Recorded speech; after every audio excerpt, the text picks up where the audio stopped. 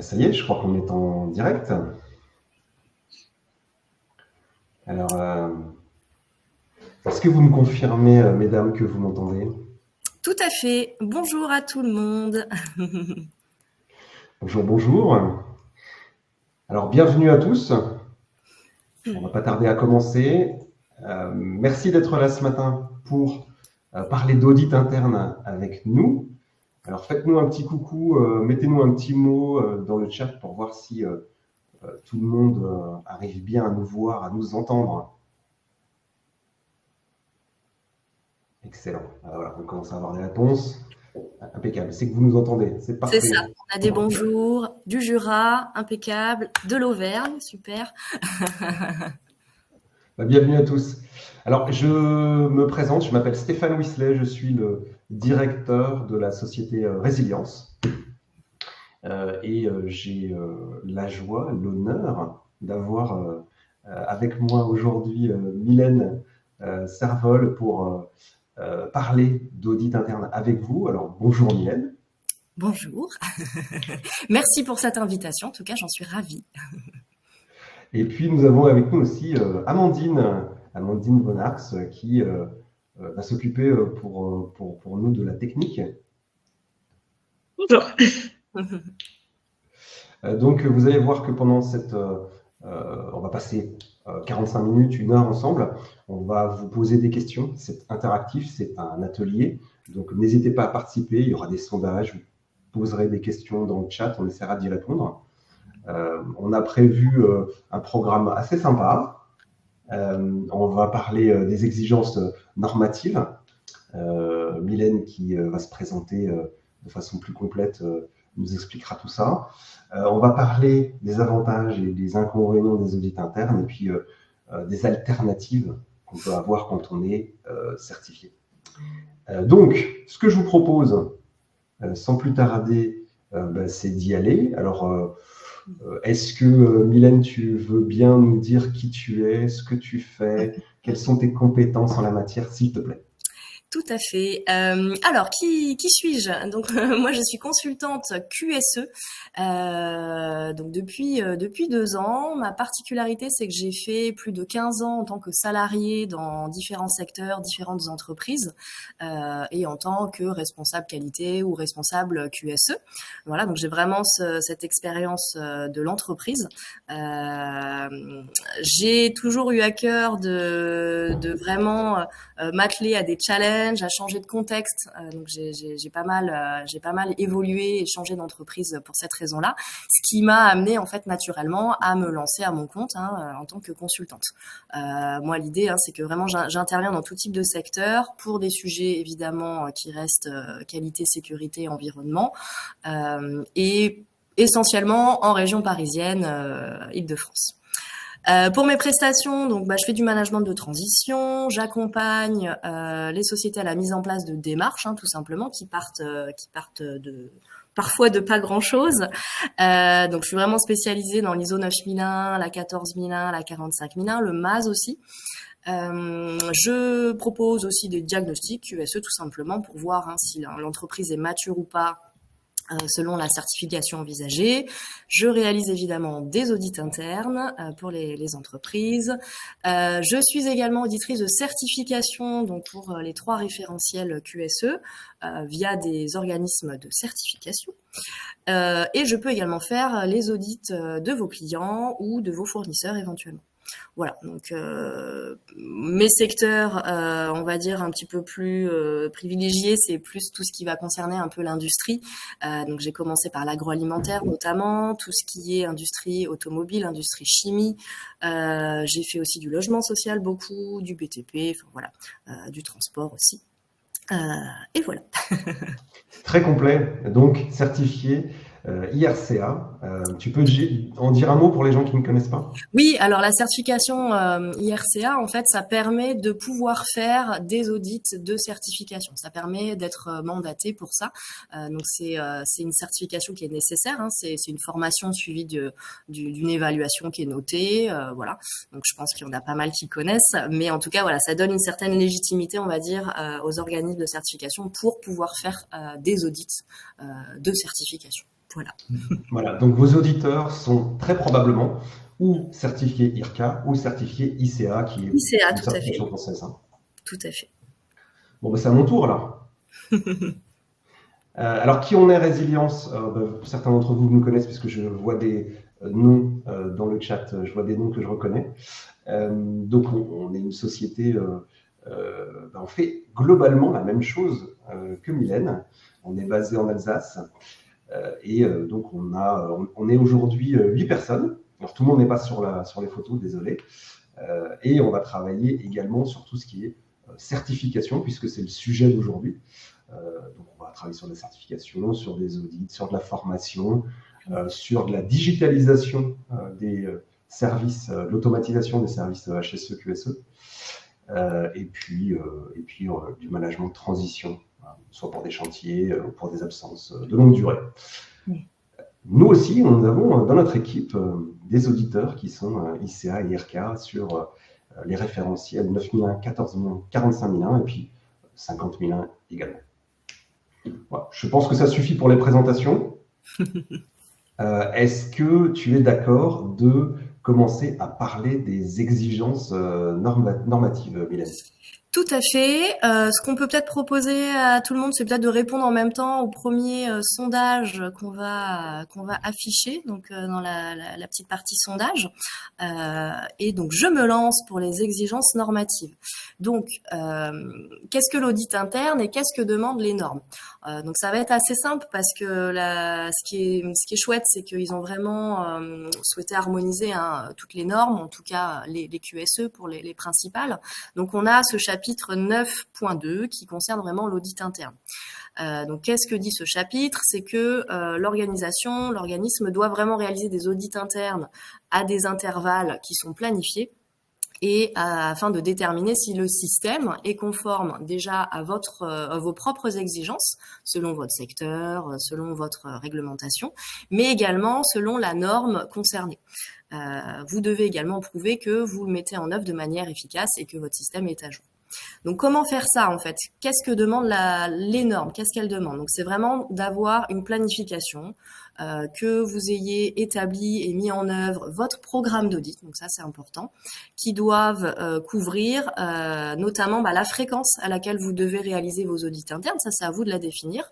Est-ce que vous souhaitez faire un audit interne de tous vos processus en même temps, tous les ans ou tous les 2 ans, je ne sais pas, ou est-ce que vous séparez processus par processus en faisant, je ne sais pas, 3 une année, 4 une autre année, etc. Donc ça, c'est à vous de le définir. Votre méthode, c'est pareil. Qui va être responsable de ces audits-là?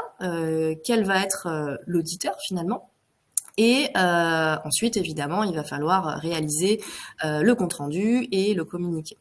Donc pour ça, qu'est-ce qui est important? C'est vraiment de définir vos critères et le périmètre de vos audits. Donc ça, c'est à vous de le définir.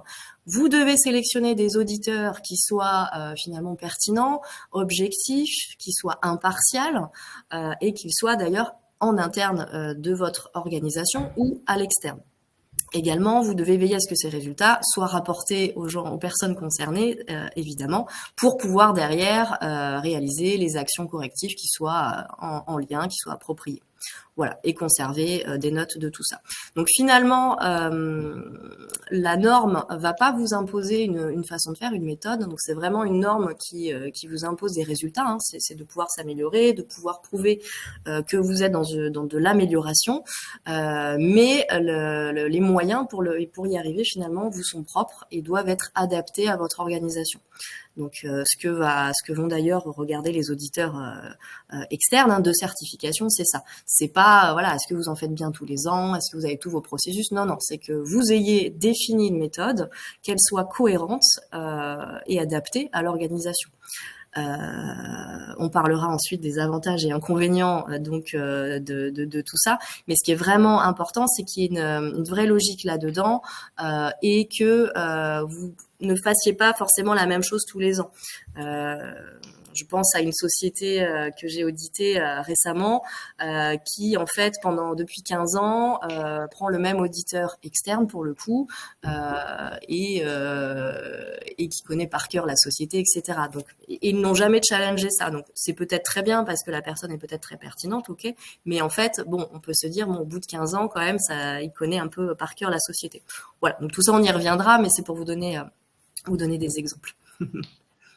Parfait, merci beaucoup. Alors, une première question peut-être, Mylène, est-ce que ces auditeurs doivent être également IRCA ou ICA? Est-ce qu'ils ont besoin d'être certifiés pour pouvoir être auditeur interne? Alors non, pour faire de l'audit interne, il n'y a pas de nécessité à ce qu'il le soit. Ça reste important et c'est un gage de qualité, hein, bien sûr, mais c'est pas une nécessité. Vous pouvez prendre un consultant externe, par exemple, qui soit pas IRCA. Vous pouvez faire de l'audit interne vous-même en tant que responsable qualité, responsable QSE, sans avoir la certification IRCA ou ICA.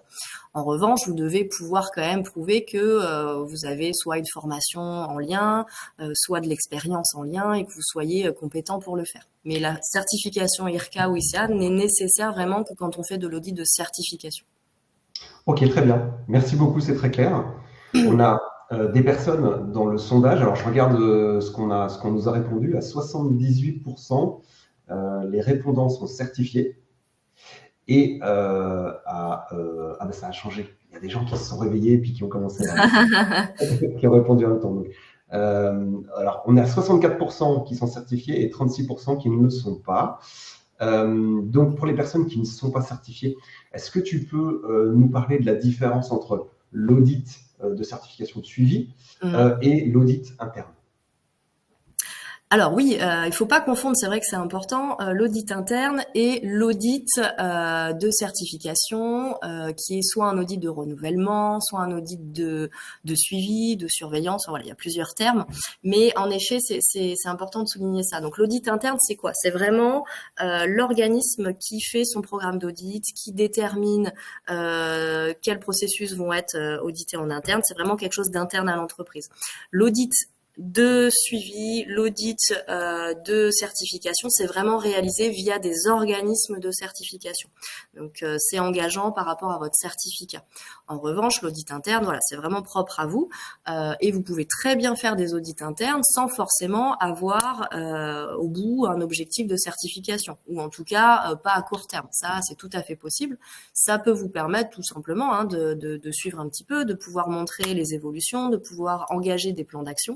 Mais vous n'êtes pas obligé d'être forcément dans une démarche de certification. Ça, c'est important de le dire, en effet. Parfait, merci pour les précisions. Alors, est-ce qu'on a des questions dans le chat?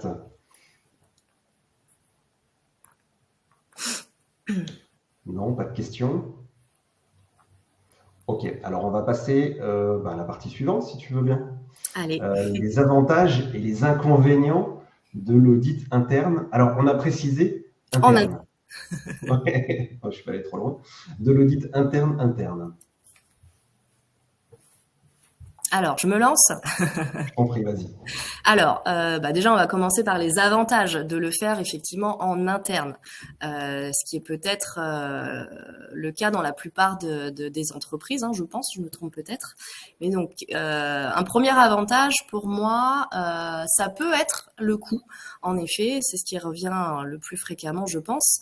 Mais attention, pour moi, c'est avantageux financièrement si c'est vous, responsable qualité ou responsable QSE, qui réaliser cet audit interne. En effet, voilà, ça fait partie de vos missions, donc là, on n'a pas de coût supplémentaire. Attention, par contre, si vous avez une équipe d'auditeurs en interne, ce qui arrive aussi très souvent, là, par contre, il faut quand même prévoir un budget formation, parce qu'il faut qu'ils soient compétents, donc il faut les former. C'est souvent des gens qui ont un tout autre poste en interne, et il faut bien penser qu'il faut renouveler ces formations-là. Donc pour moi, voilà, le coût peut être un avantage si jamais c'est un service qualité qui réalise l'audit interne. D'ailleurs, c'est une question des auditeurs qui arrive de temps en temps. Lorsqu'on audite le processus d'audit interne, on va demander, par exemple, de prouver la compétence des auditeurs internes qui ont été choisis, n'est-ce pas? Tout à fait.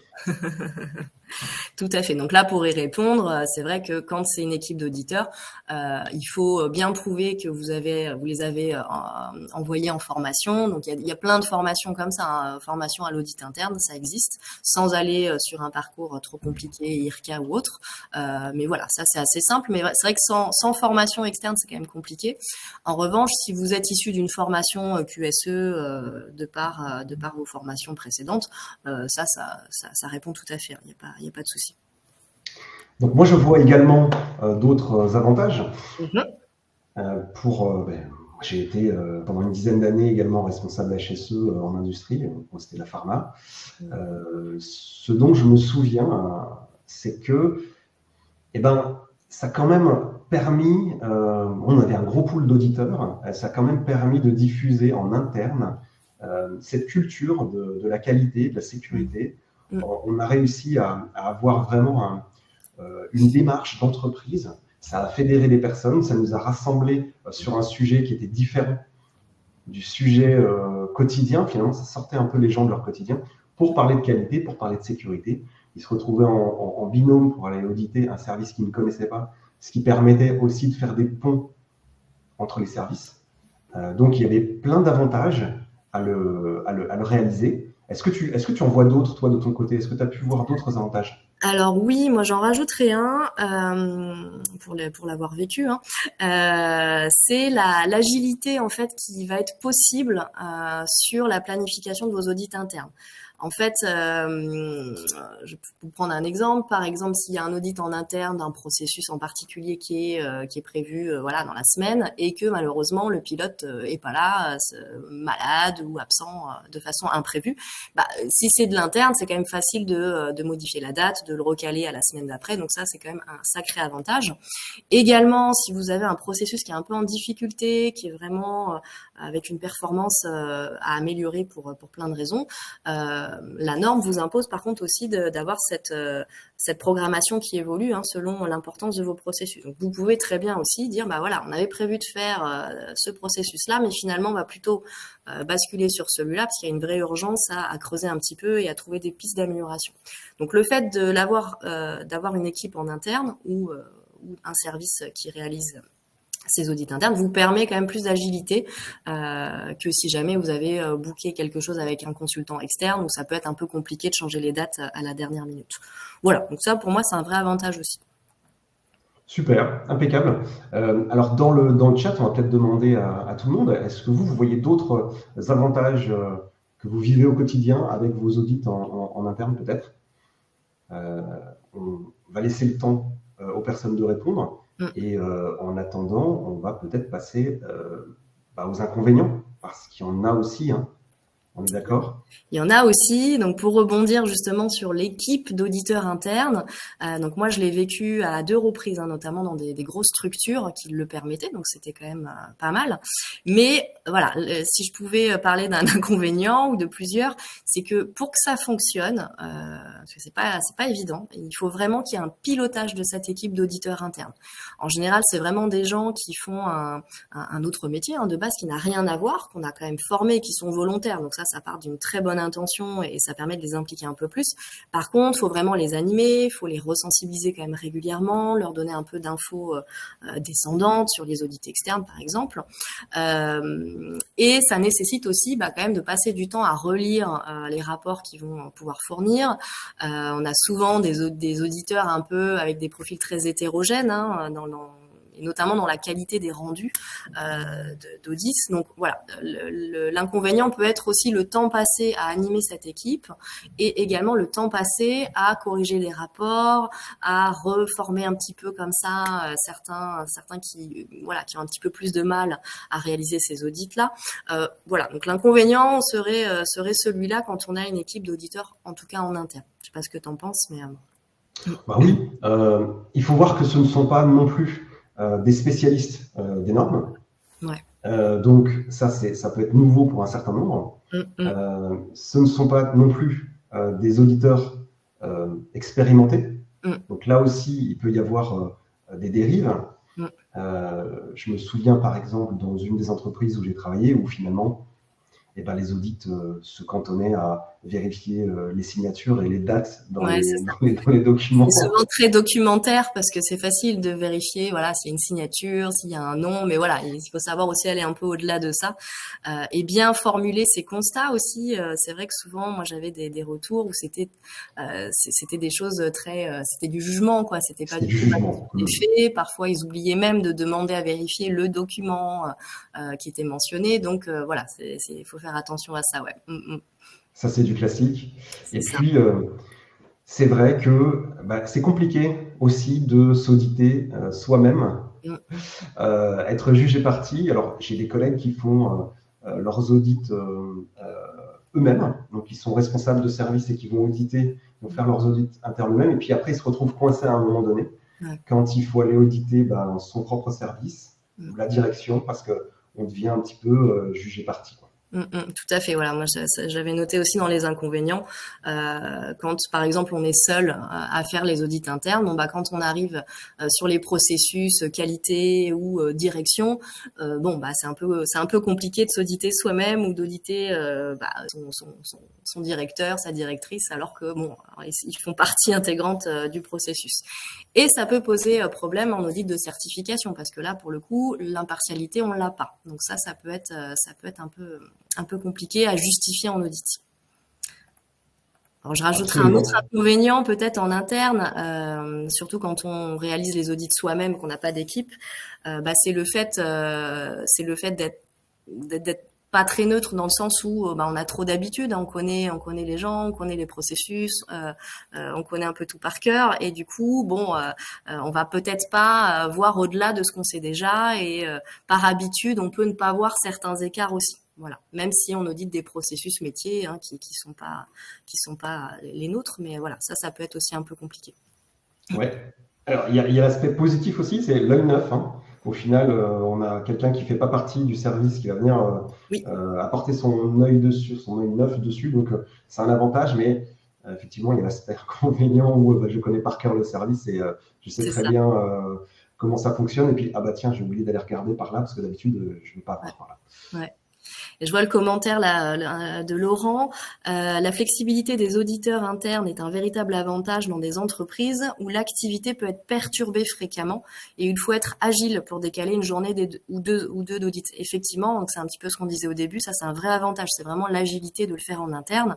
En revanche, ça me fait penser à autre chose, c'est que la problématique de ça, c'est que quand on a des auditeurs internes, ils peuvent eux aussi être vraiment un petit peu dans le jus hein, de leur activité quotidienne. Et nous dire bon, bah, ah, là, j'avais l'audit interne de tel processus mais je peux vraiment pas, j'ai une semaine trop chargée, etc. Donc voilà, ça permet de l'agilité, ça je suis complètement d'accord, mais à l'inverse ça peut permettre aussi de se dire trop facilement ah oui non là moi j'ai des urgences, je préfère faire mes urgences plutôt que de faire mon audit interne sachant que je sais que je peux le décaler. Voilà, donc c'est à double tranchant. Alors, il y a d'autres commentaires. Il y a Camille et Ludivine qui nous parlent de l'aspect vie ma vie Oui, et puis de mieux comprendre le fonctionnement des autres services. Effectivement, le fait de pouvoir aller dans un service différent, voir comment ça fonctionne. tout à fait. Surtout si notre service est en amont ou en aval sur, Mm, sur la chaîne de processus, et mm, ben, ça permet aussi de voir de comprendre quelles sont les problématiques qui sont rencontrées par les autres mm. ou la raison pour laquelle ben, une information nous arrive que partiellement ou Exactement. Et ça, c'est vrai que ça revient beaucoup dans les auditeurs en interne qui sont volontaires hein, pour faire tout ça. Et la première chose, c'est ça en général. C'est ah bah oui, c'est super, j'ai pu comprendre l'activité de tel service. C'est vrai que je comprends mieux certaines choses. Ça c'est chouette. Ça, c'est un vrai avantage, tout à fait. ben, alors voilà pour les avantages et les inconvénients de l'audit interne en interne. Je pense qu'on a fait le tour. Je regarde si dans le chat on a quelques questions complémentaires. Non, ça m'a l'air calme. Alors, on va passer, si tu veux bien, sur la partie suivante. Donc, les alternatives qu'on a à l'audit interne. C'est Ça ça. m'a fait rigoler quand j'ai écrit ça, donc pardon, hein. Oui. Donc, on peut parler des alternatives aux audits croisés et aux audits internes, si tu veux bien. Mhm. Il y en a plusieurs. Il y a effectivement les audits croisés. Tu veux en dire un mot? Vas-y, je te laisse embrayer, pas de Eh souci. ben, parfait, impeccable. Alors, sur les audits croisés, on a plusieurs solutions. Alors, quand on est tout seul à faire son audit dans son entreprise, ça peut être un peu chronophage, ça peut être un peu compliqué, quoique peut-être moins chronophage que d'animer un pool d'auditeurs. Alors, c'est sûr que sur un site unique, ça va être plus facile. Maintenant, je vois que Laurent, par exemple, je connais un petit peu son organisation, il va avoir de multiples sites, il va avoir de multiples responsables HSE ou qualité QSE, donc un pool d'auditeurs peut-être important, mais il va falloir gérer tout ça. Alors, la chance que Laurent a peut-être, c'est que ce sont des professionnels de la HSE, de la qualité. Ce n'est pas le cas partout.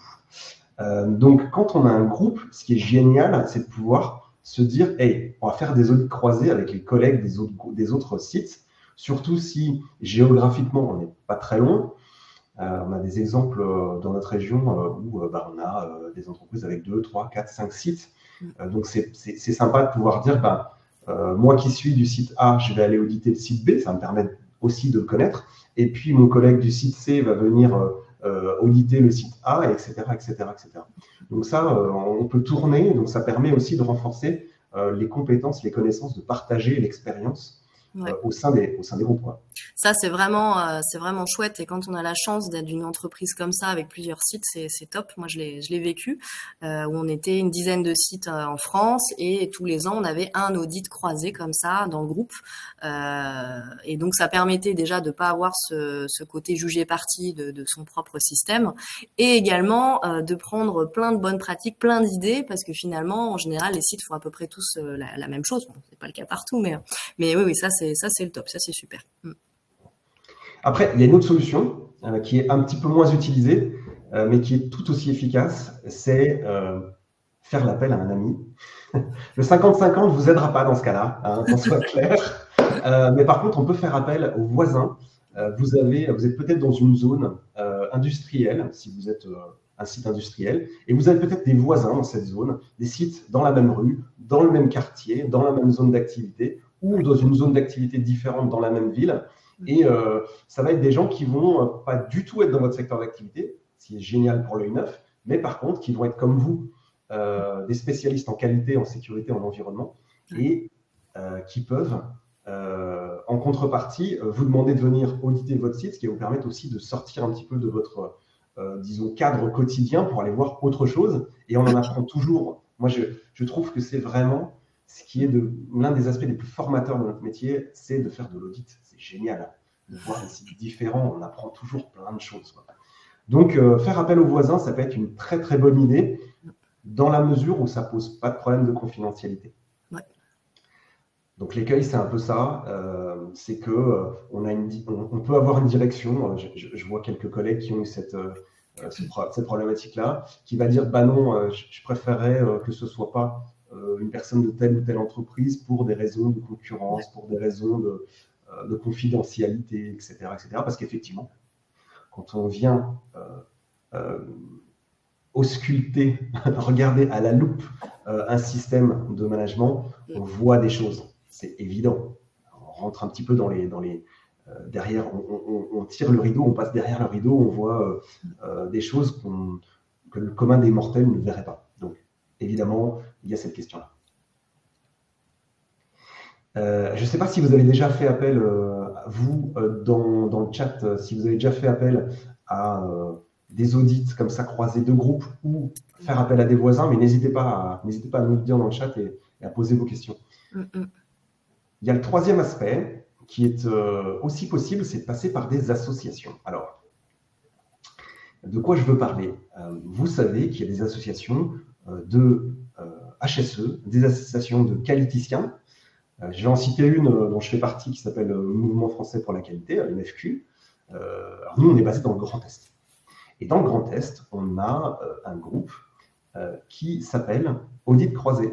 Donc, si on participe à ce groupe de travail, on accepte d'une part de donner du temps pour aller auditer les sites des camarades, et deuxièmement, on a accès à un pool d'auditeurs qui peut venir auditer notre site. Donc, à partir du moment où on fait partie de l'association, bah, c'est tout bénéfice. On a le moyen de pouvoir utiliser aussi les compétences des collègues. Donc juste une petite question, donc cette association, la MFQ, est-ce que c'est vraiment localisé dans le Grand Est du coup? Non. Non, il y en a partout en France. C'est une association nationale et puis il y a des antennes. Il y a des antennes un peu partout. Il suffit de se rapprocher d'une. Bon, vous allez les trouver sur LinkedIn, j'en doute pas, ou en tapant simplement ça dans votre barre de recherche Google. Et vous allez voir, on est. En fonction des groupes, on peut avoir des groupes qui sont très, je veux dire, avec beaucoup de monde, hein, et puis des groupes qui sont un petit peu plus dégarnis en fonction des régions. Ça va dépendre. Je sais qu'en Grand Est, on est un petit nombre. Je pense qu'en région parisienne, il doit y avoir beaucoup de monde. Le président de l'association actuelle, je crois que c'est l'ancien responsable qualité d'Air France. Donc, on a vraiment des beaux profils dans ces associations. Ça nous permet de faire du réseau. Alors, ça permettra peut-être de trouver un job aussi, j'en sais rien. Mais surtout, ça va nous permettre d'avoir accès à un réseau d'experts, de consultants ou de collègues responsables de sites qui vont pouvoir venir vous aider dans vos audits croisés. Voilà. Super. Il nous reste à parler des audits externalisés. Alors, avant de lancer cette partie-là, ce serait super cool qu'on puisse lancer le sondage. Un petit sondage. Il est lancé déjà ou pas?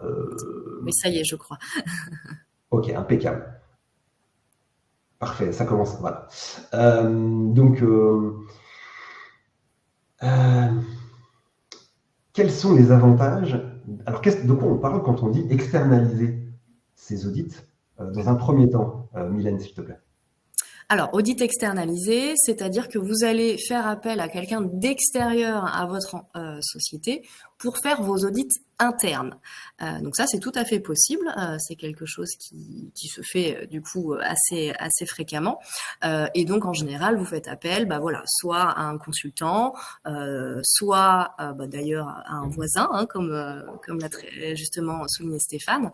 Et donc, pour faire ça, donc pour moi, il y a plusieurs avantages déjà à passer par de l'externe. C'est que déjà, vous bénéficiez réellement d'un regard extérieur à l'entreprise. Donc, c'est vraiment quelqu'un qui sera neutre, qui sera impartial. Ça, il y a aucun souci. Également, vous accédez du coup à une personne, à un consultant en général qui est expert, qui est formé aux audits internes. Bon, faut quand même le vérifier tout ça, mais voilà, normalement c'est son job, qui est compétente du coup pour faire vos audits internes et qui est vraiment un spécialiste finalement normalement de la norme qui vous concerne, de la certification vous que vous avez. Donc ça permet quand même d'avoir quelqu'un qui a vraiment l'habitude de l'exercice, ce qui n'est pas forcément votre cas en tant que responsable ou animateur qualité, ou qui n'est pas forcément, du coup on l'a vu, le cas d'une équipe d'auditeurs internes. Le consultant, lui, il fait ça régulièrement, donc il a plutôt cette expertise-là. Alors, je passe à d'autres avantages en tête, Stéphane. Je vais plutôt parler de l'inconvénient du coup.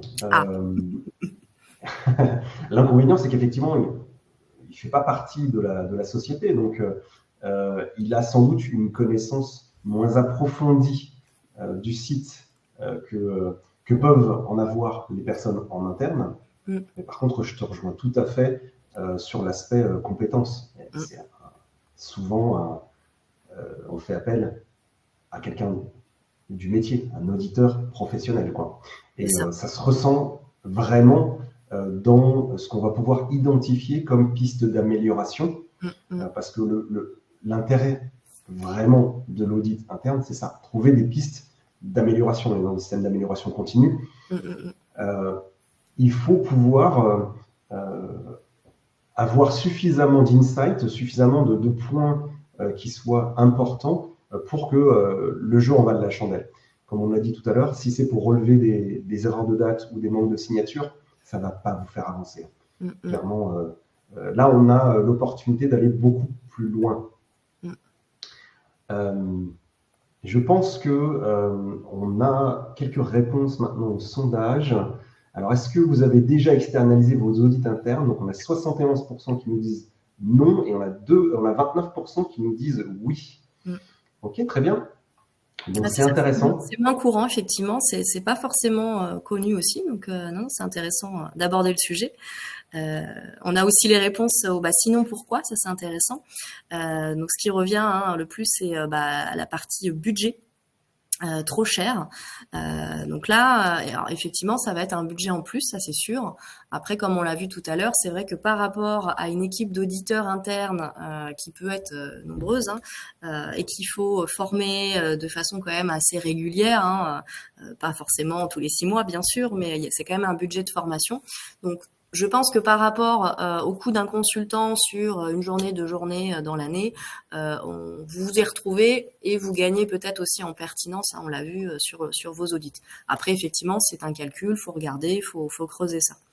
L'autre avantage pour moi quand même de passer en externe, bah, ça habitue aussi vos salariés, vos collaborateurs à être audités par quelqu'un qui est extérieur à l'entreprise. Donc finalement, ça les met un petit peu en conditions réelles et ça les prépare un peu à l'audit externe. Parce que bon, quand c'est vous qui auditez, c'est toujours la même personne, ils vous connaissent, ils ont l'habitude. Donc c'est vrai que d'avoir quelqu'un qui vient comme ça, que personne ne connaît et qui est bon une posture d'auditeur, bah ça peut voilà permettre de mettre en conditions réelles, d'avoir peut-être un petit stress aussi en interne, pas trop bien sûr, mais voilà qui permet quand même d'aller un peu plus loin et de préparer au mieux les collaborateurs pour le jour J entre guillemets. Donc ça pour moi c'est un autre avantage aussi. Oui, tout à fait. Absolument. Ce sont des ressources qui sont finalement assez accessibles. Mm. Euh, si on veut comparer le coût au coût d'un pool d'auditeurs en interne, des gens qui ne seraient pas de la qualité ou du HSE, comme tu le disais un peu plus tôt, il va falloir les former, les manager, vérifier leur travail, corriger, leur faire des retours. Tout ça prend du temps, hein, effectivement. Si on fait ça, si on revoit son système tous les ans, effectivement, en intégralité, Mm. bon, bah, c'est quelques heures de chacun des collègues qu'il va falloir utiliser. Si ce sont des cadres, ça va coûter beaucoup plus cher que si ce sont des techniciens ou des opérateurs. Mais voilà, ça a un coût également, un coût plus caché, je dirais. Ouais, c'est ça, c'est ça. Après, Du... l'inconvénient d'avoir, pardon, je te coupe, l'inconvénient d'avoir un consultant externe, ce qui peut être un inconvénient en tout cas, bah, c'est d'avoir un auditeur externe qui peut-être n'a pas une bonne, comme tu le disais, une bonne compréhension du secteur. Ça, parfois c'est quand même bien de s'assurer que la personne connaisse un minimum le secteur et qu'il soit peu pertinent ou alors pas très sympa avec les équipes. Enfin, voilà, c'est quand même important que le feeling passe avec ce consultant-là, d'échanger avec lui peut-être en amont.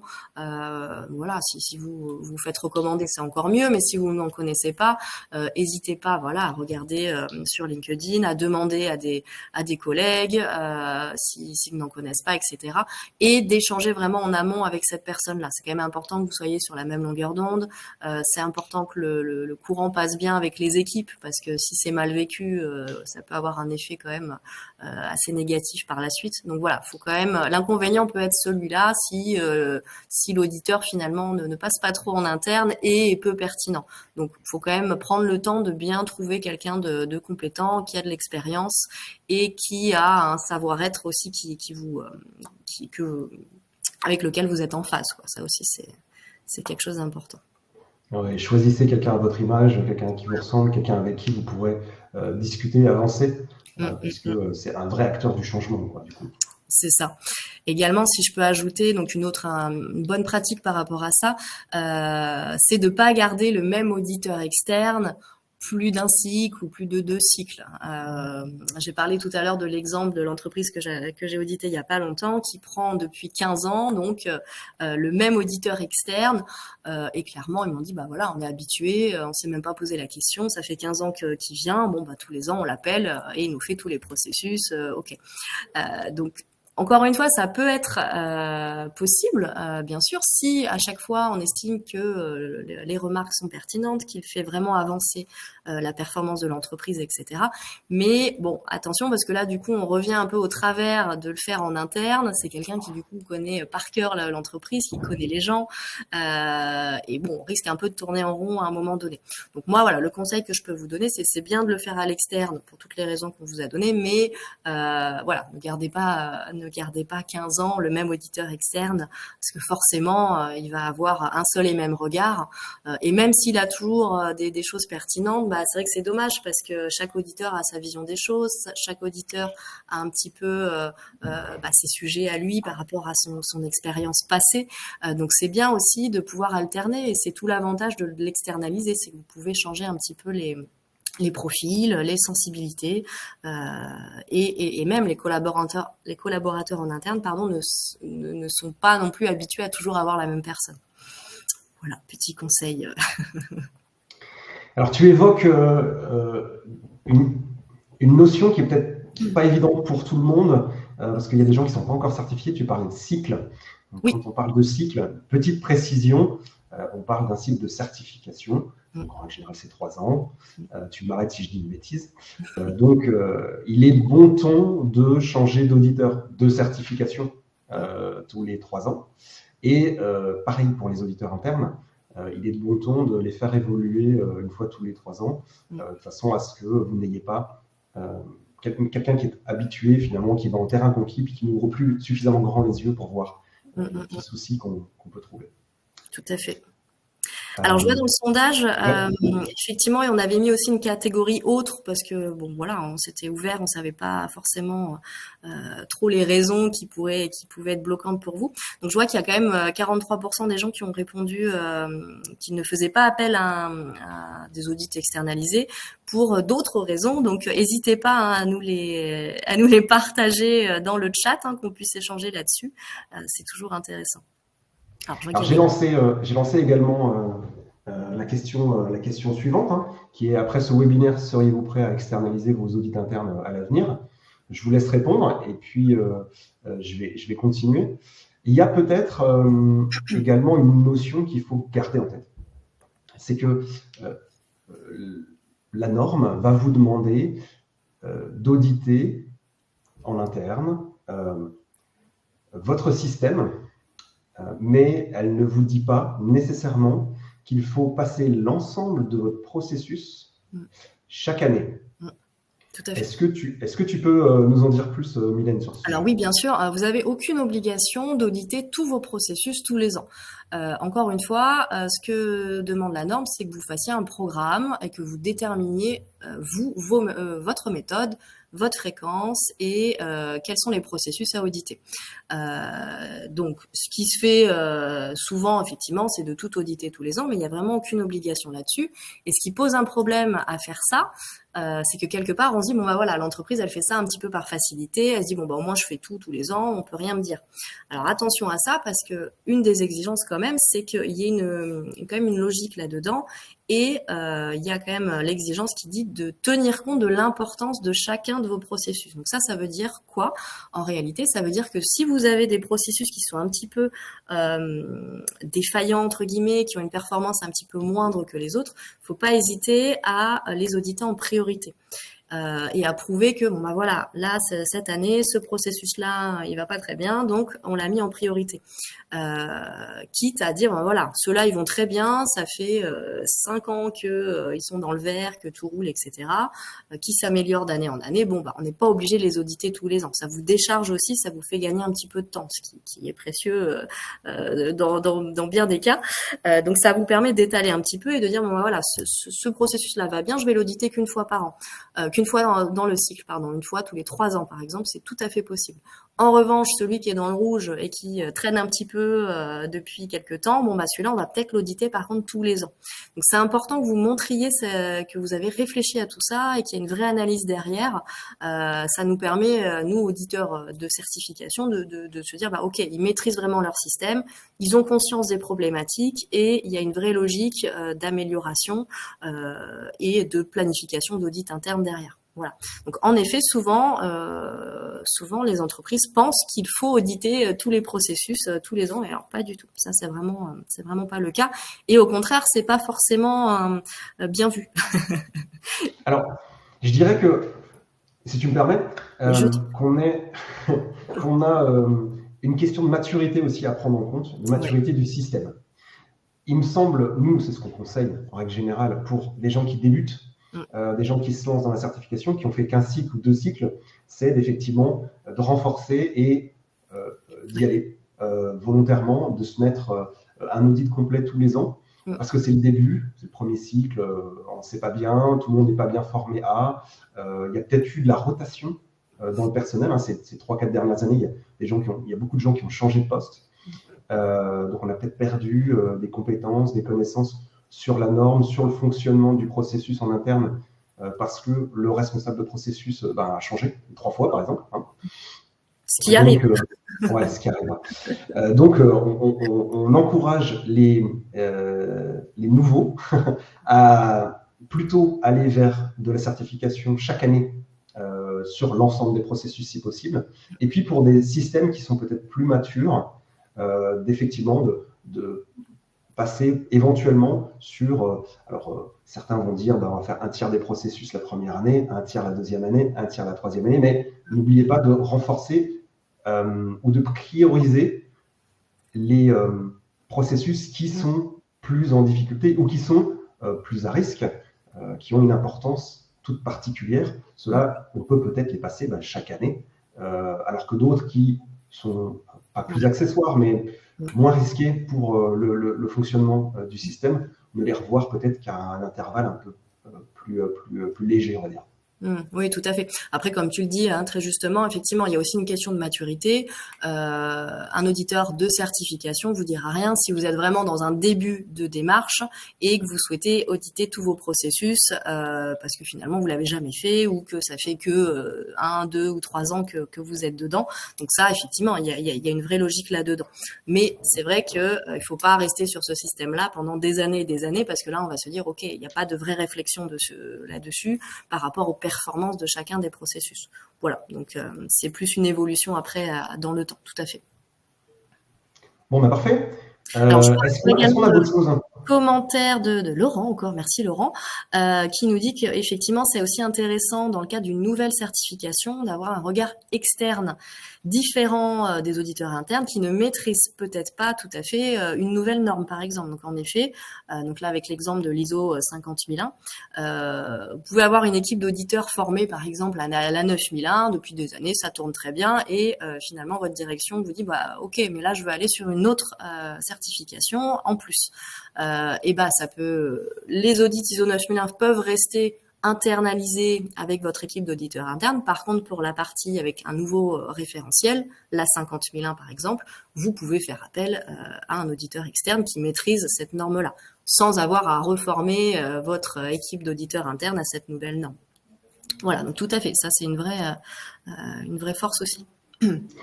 Et pour compléter ce qui se fait beaucoup, ce qu'on demande notamment assez régulièrement pour les gens qui se lancent sur une nouvelle norme, c'est un gap analysis.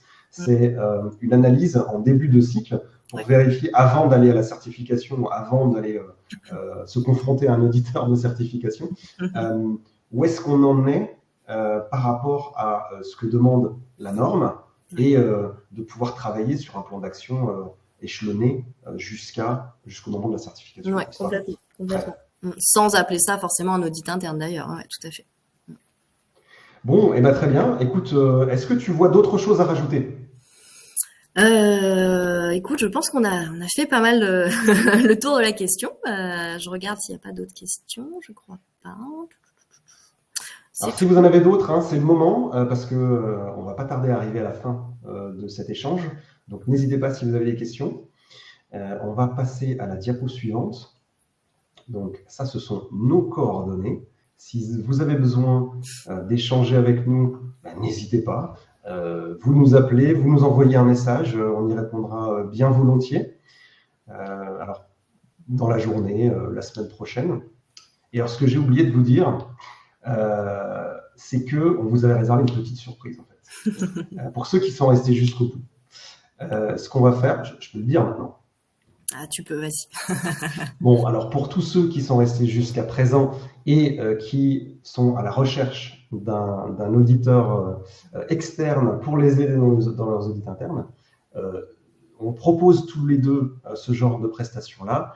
Et jusqu'à la fin du mois, pour toutes les personnes qui sont inscrites à ce webinaire, jusqu'à la fin du mois, on vous propose de vous faire simplement bénéficier de 10% de réduction pour toute mission d'audit interne. Voilà, comme ça c'est dit. C'est vraiment pour ceux qui ont un besoin, qui ne peuvent pas faire autrement et qui veulent aller vite, parce que on ne pourra pas en faire profiter tout le monde naturellement. On est déjà très très occupés tous les deux. Donc voilà, vous avez jusqu'à la fin du mois de mars pour nous contacter. Alors, on arrive au bout de cet échange. Je vous remercie vraiment, vraiment de votre participation. Il me reste à vous demander, si vous voulez bien gentiment, de nous faire un petit retour sur la qualité de ce webinaire. Là, vous avez un QR code que je viens d'afficher à l'écran. N'hésitez pas à prendre votre téléphone et puis le flasher pour pouvoir répondre à nos 2-3 questions. Ça nous permettra de nous améliorer aussi et puis de vous proposer toujours d'autres sujets qu'on espère aussi intéressants que celui-là. Merci beaucoup. Et c'était un plaisir de pouvoir partager, échanger là-dessus. Encore une fois, voilà, n'hésitez pas, hein, si vous avez d'autres questions derrière, à nous contacter sur notre adresse mail, sur LinkedIn. On se fera un plaisir de vous répondre. Merci beaucoup, Mylène. Je crois qu'il n'y a plus de questions. Et ben, on va pouvoir clôturer cette session. Une bonne journée et puis un bon week-end à tous. Bonne journée.